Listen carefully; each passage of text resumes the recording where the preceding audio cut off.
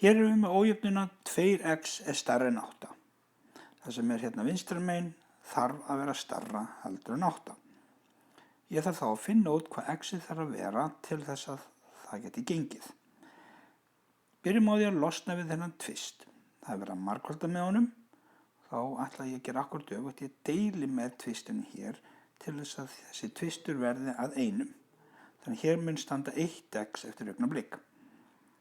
En ef ég gerir svona öðrum megin, þá þarf ég að gera sama hinum megin. Þannig ég deili með 2 með þú líka. Þá fæ ég út að x-ið þarf að vera stærra en 4.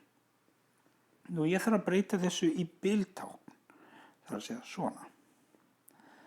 Þá ger ég svona talnalínu, merki fjarkan hérna inn á talnalínuna, geri bollu og bollan er tóm vegna þess að x-ið þarf að vera stærra en 4.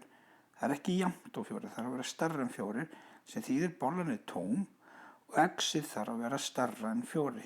Þannig að talan þarf að vera hærra en 4.